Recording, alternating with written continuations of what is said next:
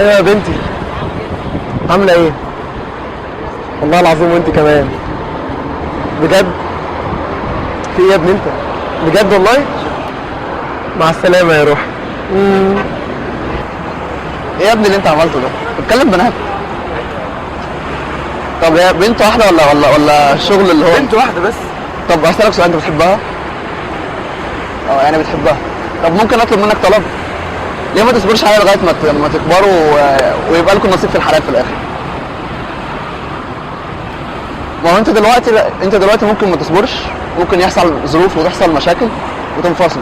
طب على ايه؟ طب ما انت ممكن تصبر لغايه الاخر، وربنا لو كاتب لكم ان انتوا تبقوا لبعض هتبقوا لبعض، ولا ايه؟ تمام؟ فاهمني؟ يعني الصبر ده اهم حاجه في حياتك. لا مش وقتك خالص. دي الحاجه. حاجه. المهم بقى، فيا ابني انت لازم تصبر لغايه ما تكبر، وربنا ان شاء الله ايوه يا بنتي، في ايه؟ مش وقت خالص دلوقتي. سلام. واصبر نفسك مع الذين يدعون ربهم بالغداة والعشي يريدون وجهه ولا تعد عيناك عنهم تريد زينة الحياة الدنيا ولا تطع من أغفلنا قلبه عن ذكرنا واتبع هواه وكان أمره فرطا. الصبر على الشهوات نفسه عبادة. انت لما تصبر على شهوة او فتنة انت واقع فيها انت كده بتعبد ربنا، بس انت عمرك ما هتفضل صابر على الشهوة او الفتنة دي الا لو انت بتحاول تقرب من ربنا او تطيع ربنا وتشغل وقتك بطاعته دايما. لو انت فضلت صابر وكده من غير ما تحاول تقرب او تطيعه لازم هتيجي في وقت وهتقع في الشهوة دي تاني. انت بقى لما هتحاول تملي وقتك بطاعة ربنا وتقرب منه عشان ما تقعش في الشهوات دي تاني. في ناس بتقابلها مشكلة بقى ان هي بتحس بملل وبتزهق، مش بتحس بالطاعة يعني. فاحنا دلوقتي هندخل في حتة تانية اللي هي الصبر على الطاعة، والصبر على الطاعة اصلا مرتبته اعلى بكتير من الصبر على الشهوات. بس احنا الفكرة ان احنا هنصبر على الطاعة ازاي. صاحبنا معاذ لما كان بينصح عبد الرحمن في الاول كان واضح من نصيحته ان هي ما فيهاش استعانه بالله، ونيته اصلا ما كانتش صادقه، بدليل ان هو ما عرفش يطبق النصيحه على نفسه اصلا.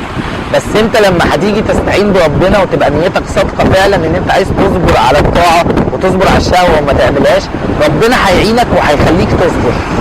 كمان عشان ما تزهقش وتحس بملل انت تحاول تنوع من الطاعات اللي انت بتعملها.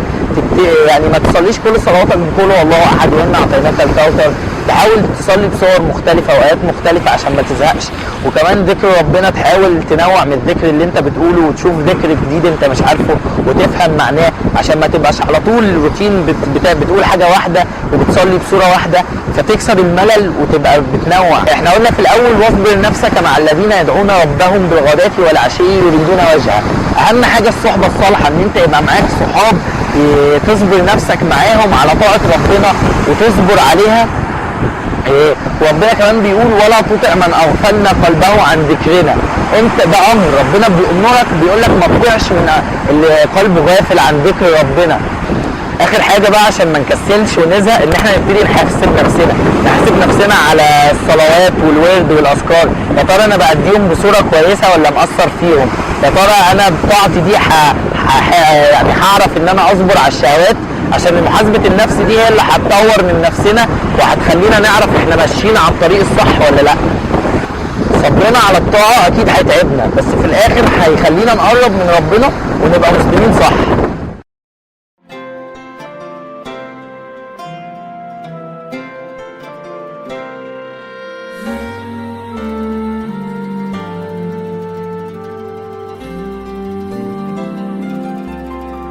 عايز ابقى مسلم صح زي النبي محمد صلى الله عليه وسلم، كان قرآن وماشي عالأرض عامل بيه، هو الطريق للجنة وبسنته نعلى، وفي طاعته نلقى الدنيا نور وسلام.